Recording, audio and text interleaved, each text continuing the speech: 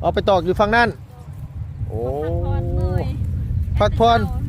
เฮ็ดแต่เช้าโหเมื่อยโดยได้พี่ช้างกินมื้อนี่บ่มีอาหารกินได้หยังสักกินน่ะกินแต่พักแต่หญ้าโอ้ยมอนน้อยเท่าไรแห้งน้อยจอยเท่าไรแห้งจอยตัวนั้นน่ะแบกมาแต่ไสเฮ้ยไก่บ่มอนถามลุงถามไปดิเออโอ้โดยว่าง่ายว่าลุยตลอดเลยไม่ได้อยู่เรือนเลยโดยอันตัวนั้นเนาะอันนี้ไม่เนี่ยน้องเพิ่นแกไปแบกมาตัดแล้วก็มัดเป็นมัดแบบนี้บ่โดยมัดนี่แหละได้มัดนี่ก็มัดแบบนี้เลยก็แบกมามือได้จักมัดน้องมือนี่ก็หมู่บ้านนี่เฮาแปะซีมือเลยนะเฮาแบกนักบ่มนนักแหละแบบนี้แหละใช่ปอลอยดีดอกโอ้ยมันยิ่งเก่งดีพี่น้องเอ้ยทางมายากว่าทางมานี่นะยากแหละทางน่ะมุนมากมาดินะโอ้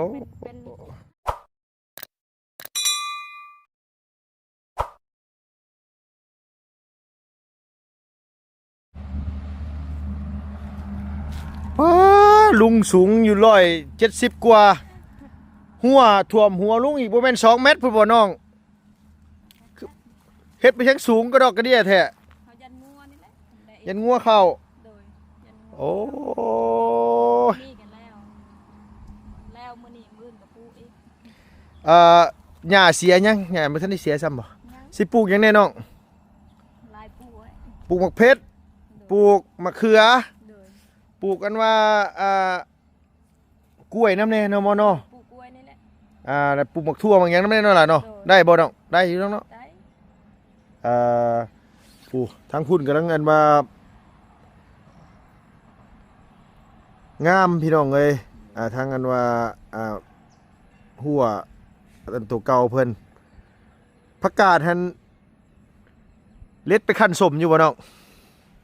เล็ดแล้วโดยเอาสบายดีเด้อนังเด้อสู้ดีรอพี่น้องเลยอ้ายเจ้าก็บ่ได้มาซอยบ่สองแม่เฮากับเฮานี่แหละ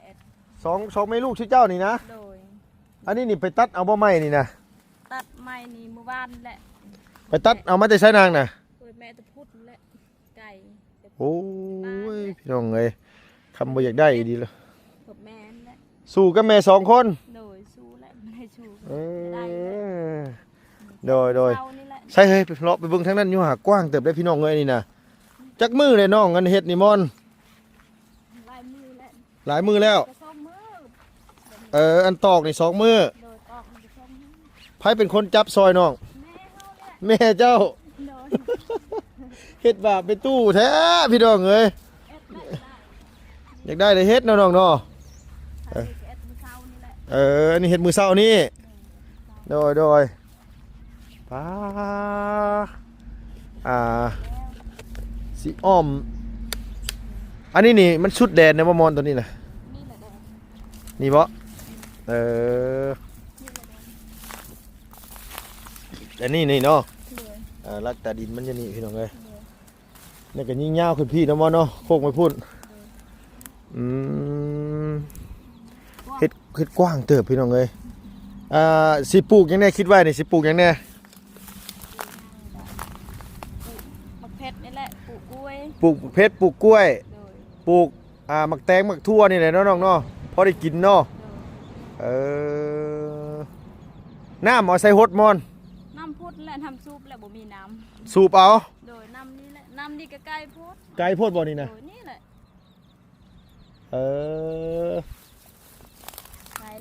ไก่บ่น้องไก่สูบเอาเนาะโดยมะขามส้มหรือหวานมอนส้มบ่อันนี้ของข้าเจ้าบ่แม่นของโตบ่ของข้าเจ้าบ่แม่นอันนี้สวนข้าเจ้าเนาะตัวนี้เนาะมังมีเป็นหมากอยู่บ่เฮ้ยยังบ่แม่นย่ามมันบ่มอนดูนี่ได้ เอออันนี้สวนเพิ่นพี่น้องไอ้สวนผู้อื่นนี่โดยโดยเออเอาไปแม่ตัวนี้นะเอาไปตอกอยู่ฝั่งนั้นโอ้พักผ่อนเฮ็ดแต่เช้าโหเมื่อยโดยได้พี่ช้างกินมื้อนี่บ่มีอาหารกินได้หยังสักกินน่ะกินแต่พักแต่หญ้าโอ้ยมอนน้อยเท่าไรแห้งน้อยจอยเท่าไรแห้งจอยตัวนั้นน่ะแบกมาแต่ไสเฮ้ยไก่บ่มอนถามลุงถามไปดิเออโอ้โดยว่าง่ายว่าลุยตลอดเลยไม่ได้อยู่เพื่อนเลยโดยอันตัวนั้นเนาะอันนี้ไม่น้องเพิ่นแกไปแบกมาตัดแล้วก็มัดเป็นมัดแบบนี้บ่โดยมัดนี่แหละได้มัดนี่ก็มัดแบบนี้เลยก็แบกมามือได้จักมัดน้องมือนี่ก็หมู่บ้านนี่เฮาแบกชีมือเลยนะเฮาแบกนักบ่มนนักแหละแบบนี้แหละใช่ปอลอยดีเนาะโอ้ยมันยิ่งเก่งดีพี่น้องเอ้ยทางมายากว่าทางมานี่นะยากแหละทางน่ะมุนมากว่านี่นะโอ้เป็นทางแบบนี้จะทางมดยาโดยแต่เอ็ดกับบ่มีและโดยเฮ็ดปลายเนาะน้องเนาะนี่แหละพี่น้องเอ้ยคันว่านั่นก็คือปีนี้เฮ็ดหม่องนี้ปีหน้าก็จะค่อยเฮ็ดไปเรื่อยๆเนาะขยายพันธุ์ไปเรื่อยๆเพราะว่าเพื่อกล้วยใหญ่มันก็ไม่นี่ไม่เห็นพวกที่น้องเพิ่นนั้นว่าตอกนี่ก็พอดีแหละนี่แหละคนอยากได้แบบนี้แหละคนอยากได้เพิ่นว่าคนอยากได้อยากมีเนี่ยแบบนี้คันคนแบบว่าโอ้ยอีหยังก็บ่อีหยังนะขี้ข้านก็บ่มีแหละโดยขี้ข้านก็บ่ได้แล้วเนาะมอนเนาะนี่แหละโดยเงินที่ลุงมามอบให้4 ล้านเดือนจักเท่าไหร่เดือนนี่นะยังเหลือวัตถุกบาทนะทุกคนนี่นะเหลือวัตถุบาทเลยโตนะมียังกับบ่ซื้อกับเข้ากับบ่ซื้อเฮ้อ2 ล้านประหยัดเลยไอ้มอนยอมรับประหยัดเลยยันลูกเป็นไข้นี่แหละแม่เป็นไข้และบ่มีเงินประหยัดเอาซื้อหมดเครื่องกะแม่เป็นไข้ลูกเป็นไข้กะเฮาบ่มียืมเขาบ่ได้ให้และเฮาบ่มีหยังกันเฮาโดยเด็กเดียวถามลุงถามเนี่ยคิมท่าหนาหนาวสิท่าอยู่บ่ท่าบ่มีเฮ็ดเวียกตลอดบ่มีเวลาเอาชื่อคิมท่าหนาซ้ำท่าเท่าเขาแม่เขาไม่ได้เท่าแม่เฮาเท่าแล้วโอ้โดยเท่าใครๆแน่โดยแม่ยังหนุ่มแม่เฮาเท่าเป็นไข้ตลอดเลยแม่เฮาเฒ่าแล้วโดยว่าง่ายก็ใส่เงินกับประหยัดเนาะน้องๆไม่ได้ประหยัดกับหมดก็บ่มีนี่แหละบ่มีเงินใช้แล้วคือน้องก็ฮู้จักความแน่น่ะพี่น้องก็ว่าง่ายก็สิแหละเรื่องสวนหัวก็เอาบ่ได้เอ็ดก็บ่มีแล้วเฮ็ดเอาสู้เอานี่แหละขนาดบ่มีใช้อันกล้วยที่ว่าอันทำแม่แล้วปลูกปีกายนี่มันปีกายนี่ปีนี้แหละพี่น้องเอ้ยปีนี้เลยเนาะมอเนาะบ่แม่นเป็นหมากเบิดแล้วบ่เป็นหมากแล้วบ่มอนเพื่อนอายะนี่บ่มีคนอยู่บ่คือเงียบแท้มื้อนี้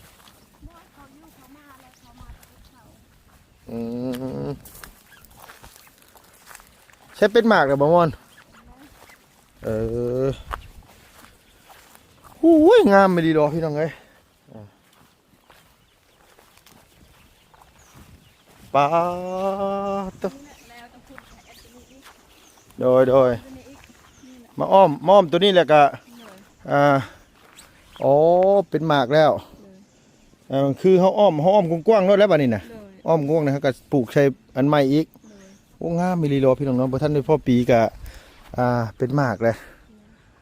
เอาลูกอันใหญ่แล้วเป็นหมากไว้โดยเครือใหญ่อีหลีนะโมโนโดยอันนี้เลยบ่ได้ทางปีนี้ยังแหละเฮายังแอดอยู่ พุด เอาเฮ็ดเป็นขั้นเป็นตอนไปก่อนนางเอ้ย โดย คอยเฮ็ดไปบ่คันว่าเฮาทางแล้วมันแปลนแล้วก็เวลางัวมาเฮาก็เห็นไว้หั่นน่ะ โดย เห็นงัวเห็นควายมามันก็เห็นง่ายมันก็บ่ยากปานใด โดย เออบ่ได้คิดจะหา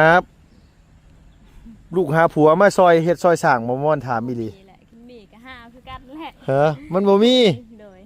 มันบ่มีก็เลยบ่หา โดย บ่มีคนมาจีบมาแอนเลยบ่ม่อน บ่มี เว้าอีหลีบ่น้อง เว้าอีหลี จังว่าตวกีดกั้นเขาเจ้าบ่จักบ่ม่อนบ่ยันเขาเจ้ามาจีบยันบ่อยากล้มน้ำเขาเจ้าหั่นนะเฮ้ย บ่ ล้มอยู่บ่ ลมคือกัน ล้มคือกันเนาะ โดย แต่ว่ามันบ่มีคนมาจีบ โดย ฮ่าว่าง่ายๆก็หัวแต่23เนาะม่อนเนาะ โดย ยังบ่ทันได้เฒ่าปานใดเด้พี่น้องเอ้ยคันสมมุติว่ามีผู้บ่าวมาจีบนี่เอาบ่เฮ้ย เอามัก เอาเนาะคันเฮามักเนาะ โดยกลมจบดีนั่นแหละบ่ได้จบดีเขากินยาบ่มักและย ว่าง่ายคันว่าคนหักครอบครัวซอยกันเฮ็ดเวียกเฮ็ดงาน โดย ซอยกันทำมาหากินเนาะน้องเนาะ โดย เอาแบบนั้นเนาะ โดย บ่จำเป็นต้องรอบ่เฮ้ย โดยแบบนี้ก็เอา โดยหน้าตาเรื่องหน้าตาบัดนี้หน้าตาเด้ ขี้ลายก็เอา ว่าซ้ำลุงนี่ได้ว่าซ้ำลุงนี่ ได้ ซ้ำลุงนี่ได้เนาะ โดย เอาบัดที่นี่สิวนเขาถาม ผู้บ่าวคนไทยที่โทรมาเล่นตอนนั้นได้ซะเฮ้ย ยังเราไม่ได้โทรนึงอยู่ช่วงนี้ ช่วงนี้เราบ่ได้โทร บ่ ช่วงก่อนๆนี่โทรอยู่แม่นบ่ โทร เออคนที่เพิ่นเคยโทรมาแอนหั่นใด โดย อ๋อโดยเพิ่นเงียบไป เงียบแล้ว โดนแล้วบ่เงียบไปนี่ ได้แล้วอาทิตย์หนึ่งสองอาทิตย์นี่แหละ ได้อาทิตย์หนึ่ง2 อาทิตย์ อีหล่าคือบ่โทรไปบอกว่าโอ้ยอ้ายเอ้ยอันว่าบ่มีคนเฮ็ดหัวซอยบ่มีคนมาแบกไม้ซอยนี่มาแบกไม้ซอยเนี่ยก็คือบ่เว้าแหน่ เราไม่ได้ว่าเขาบีเงินเน็ต เอาบ่มีเงินเน็ต เลย เอาตัวคือบ่เติมเอาเป็นได้เดือนเอา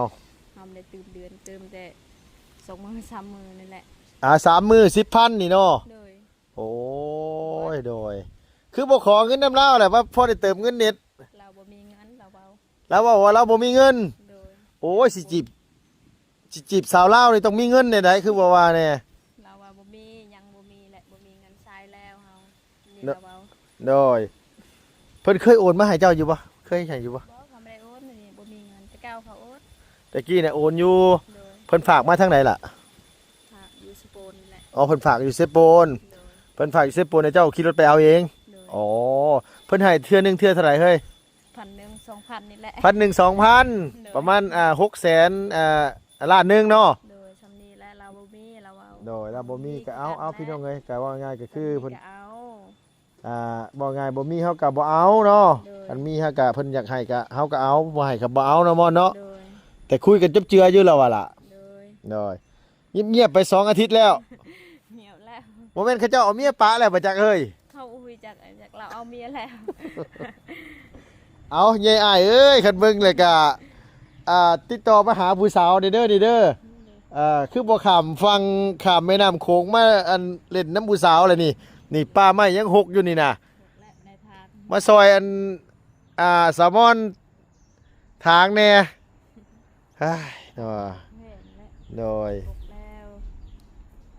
แต่ว่ามันมีแต่ต้นไม้น้อยใครอยู่ดอก มันบ่มีต้นไม้ใหญ่ปานใด มี ทางปีกายนี่แล้ว โดยต้นไม้ใหญ่ทางพี่กายนี่พี่น้องเอ้ยสวนน้องเพิ่นนี่ก็ถือว่ามีต้นไม้ต้นตอกหลายอันนี่อยู่มักม่วงปีเมื่อกี้นี่เป็นหลายบ่ม่อน ลายและปีกายนี่ กินแทบจะบ่เบิด เลยบ่หมดและงัวกินนะอีบ ปีกายนี่บ่สับปีนี้บ่แม่นบ่ ปีนี้แหละ ปีนี้ที่บนเดือน5เดือน6ที่ผ่านมานี่ เลย หลายขนาดเลยพี่น้องเอ้ยหมัก เลย หมักยางหรือว่าหมักอันนี่หมักน้ำมดอยู่บ้านเอิ้นอยู่บ้านเขาเจ้าเอิ้นหมักน้ำมดโอ้ปีนี้ก็เป็นอีกแล้วม่อนเนาะ เป็นและปีนี้ โอ้ เป็น โดยหมากอ่อนๆสินี่โอ้ยพี่น้องเอ้ยกินอันตำเมี่ยงบ้านตัวกินอยู่บ่ม่อน กินและกินคือกันและ ตำเมี่ยงหัวจิงไข่เนาะ เลย นี่บ่รู้ว่าบ้านพี่น้องเอิ้นหมากหยังหมากยางบ่นี่เด้พี่น้องนี่หมากยางบ่ม่อนอยู่พี่นี่เอิ้นหมากหยังนาง เอามักมันรดคือกันและ หมากน้ำมดบ่ เลย ภ าษาโตหรือเอิ้นหมากน้ำมุดหรือเอิ้นหมากหยัง ตะไลมันหมด ไตรมารมุด โดย อันนี้นี่คือสวนเก่าเขาเจ้าพี่น้องเพิ่นปลูกไว้ให้กินแหละหวานอยู่บ่ต้นนี่ บ้าน หวานเนาะ โดย เอา ลุงบ่ทันอีกซิมจักเทื่อเด้พี่น้องเอ้ยนี่มาช่วงมันบ่เป็นเดือนห้าอันแหละอันสุก เดือน5บ่ซะ โดย เดือน5เนาะ โดยเดือนห้าอันสุก เดือน5เดือน6นี่แหละเนาะหมอเนาะรสชาติมันสิฝาดๆพี่น้องเอ้ยเบิ่งปิดเบิ่งก่อนนี่ลองซิมกัน จริงแล้วบ่แซ่บแหละ สุกนั่นแหละแซ่บ ถ้ากินกับอันมาตำหัวจิงไข่เนาะ โดย ตำขิงมะม่อนบ้านโต ตำคือกันแหละคิงคือกัน รสชาติมันสีฝาดๆคล้าย คิงละลายเฮาปลูกอยู่หัวทำจิกินเนียงแหละ ๆหลายอยู่ปลูกไว้ ลาย อยู่ใส่ อยู่หัวเฮานี่แหละ อยู่ให้เพุ่นปลูกอยู่บ่เนาะ อยู่ให้เฮามาแต่ให้ก็เฮาปลูกอยู่หัวนี่แหละ อืม เฮามา โดย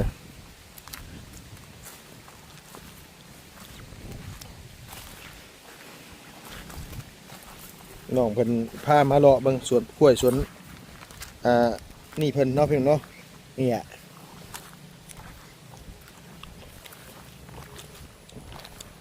รสชาติมันออกสีมันๆพี่น้องเอ้ย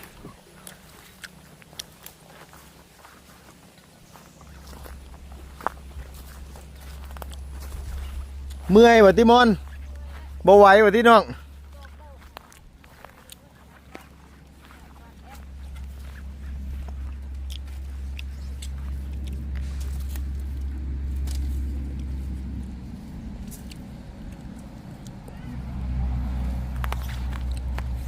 มาแต่ให้เฮาปลูก โอ้อันนี้นี่พักยังก็ละ กาด ผักกาด ผักกาดเพชร ผักกาดเพชร โดย อันนี้นี่คือผักบัวแบงบ่น้องหรือผักบัวหัว หัวเฮานี่แหละ ผักบัวเฮา เข้าใจว่าผักบัวเจ้านะผักบัวหัวบ่ โดย อืมปลูกหลายอย่างนะพี่น้องไอ้หมักแตงกับปลูกกันว่ากล้วยน้ำแน่อะไรกับผักกาดเล็ดเอาใบมันไปคั่นสมเนาะมอเนาะ โดย โอ้ยคักปัญญังเลยพี่น้องเอ้ยนี่นะอันมาตัวที่มันเป็นดอกนี่เก็บไว้เอาแนวบ่ โดยจะได้ปลูกอีก ปีหน้าเขาปลูกใหม่ โดย บางเทื่อก็เดือน2เดือน3ก็ปลูกใหม่ก็ได้พี่น้องเอ้ยอันนี้น้องเพิ่นปลูกตัวหัวปี อันนี้พักหยังก่อนนาง เฮาบ่ฮู้แต่ผมเล่าว่าเฮาพักนี่ บ้านโตที่เพิ่นตำแจวน่ะบ่ แม่นแหละ ที่เขาเจ้าตำแจวเนาะ โดยแซ่บผัก ใส่สมพัก โดย แม่นบ่ โดยแซ่บแหละผักนี่ โอ้ยสาวน้อยเอาสบายดีป้าลุงลูกล่ะโดยมาซอยแม่เฮ็ดสวนบ่เฮ็ดเป็นอยู่บ่หลานเฮ็ดเป็นบ่บ่เป็นบ่ให้เบิ่งกระบุญแหละเนาะ นี่เราปลูกทำสิกิน โดยปลูกจักหน่อยก็แตกขึ้นมาเลยอันนี้นี่มันเป็นขิงหยังม่อนขิงปลาหรือขิงบ้านเนาะ กินเฮา ขิง แซ่บเฮาต โอ้หอมอีหลีพี่น้องเอ้ยใบมันนี่ซุปใส่หน่อไม้เนาะ ำโดยแซ่บใบอัน ใบมันซุปใส่หน่อไม้ เฮาทิ่มหมดใบอันเฮาตัดเฮา เนาะ ตัดอยู่ให้เฮาทิ่มหมดละ โดย ลายแล้วเฮาคั่นมือลาย มาปลูกไว้อยู่นี่อีก ปลูกอยู่ ไปนะนิบไปแล้วในสวนในหยังหันปลูกไว้เวลาเฮ็ดหัวแล้วก็ได้เสียดมาต่อมานี้เนาะมอเนาะ ยังพานี่กับพระพุทธยังบ่ได้ ยังนี่น้อยหนึง โดยในน่ะหน่อยนี่หน่อยนึงขึ้นกันหน่อยนึง น้อยหนึงเฮ็ดทางเข้าอยู่พุ่นเลยเนาะ โดยทั้ง แบ่เข้าได้บ่ให้ซ้ำนี่ บ่ได้ บ่ได้บ่ โดย โดย เฮาต่ออีกยัง มีแต่อันว่าตัวใดมันนี่ก็นำใส่เนาะ โดย โดยเอาพี่น้องเอ้ยมาอัปเดตเบิ่งสวนหัวสวนพักน้องเพิ่นก้าวหน้าคืบหน้าไปหลายอันนี้แหละคนเอิ้นว่าคนอยากเฮ็ดคันคนบ่อยากเฮ็ดนี่โอ้ยมาเท่าใดโอ้บ่ไหวแล้วเมื่อย แบบนี้แหละเฮา ขี้ข้านได้น่ะเนาะบ่เนาะ โดย มาเท่าใดบ่แล้วจักเทื่อโอ้บ่ไหวแล้วขี้ข้านเมื่อย ยังบ่ได้แล้ว โอ้ เฮาย นี่แล้วเฮาตอกบักบกเฮาแล้วก็เฮาเอ็ด ตอกเรียบร้อยแล้วว่าหมักบกเจ้าน่ะ แล้วขายแล้ว200,000หมด ได้200,000 โดยได้200,000ก็ซื้อตะปูนี่เลย ซื้อตะปูโอ้โดย 30 โลละ30 โดย อืม ปูนและ โดยปั๊บมือเฮือนปะลุงกับบริสื่อยังมาฝากอันนี้มีแต่หมักสมอะไรพี่น้องเอ้ยหมักใส่สม เพื่อบ่ ฮะ เพื่อ ไปทาง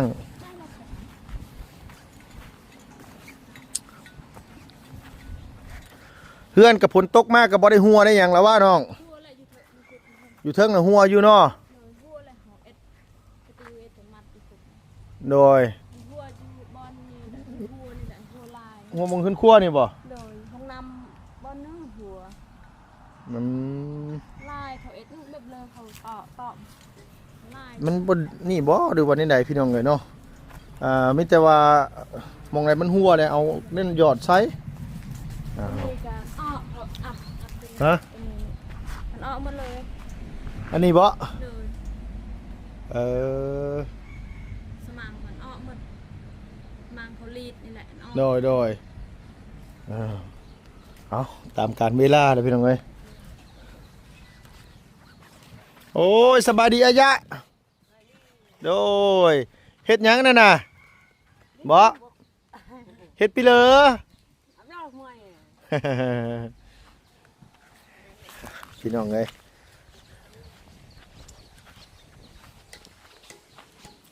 อ่ะแบ่งกันกินเนอะ ใจ ดุอยู่เนาะ เลย จ้อยๆได้อนี่ซื้อหมูซื้อไก่มากินแน่ ซื้อแล้วบ่มีเงินเลย บ่มีเงินอีกแล้ว อันยนต์เอามาเอาที่นี่ เอามีแต่ว่าจุงสิเมื่อป้าได้เท่านั้นน้องเด้อโดยเอาสบายดีเด้อโดยเอาแม่เมื่อได้เด้อเมื่อป้าได้เด้อได้พี่สังกินมื้อนี้น่ะบ่ได้กินเฮ้ยเนาะเอาพี่น้องเอ้ยอันนี้ก็พอดีว่ามาอัปเดตให้พี่ให้น้องเบิ่งให้ทั้งอ้ายเพิ่นเบิ่งเนาะเพิ่นให้ลุงเข้ามาไปอัปเดตอันว่าสวนน้องม่อนแน่ว่าซั่นว่าเพิ่นไปฮอดไสแล้วว่าซั่นว่าเนาะลุงก็เข้ามาโอ้ยคืบหน้าไปหลายพี่น้องเอ้ยถือว่ามีความคืบหน้าหลายเนาะก็ถือว่าน้องก็บ่อยู่เปล่าเฮ็ดนั่นเฮ็ดนี่อยู่ก็ใครกว่าที่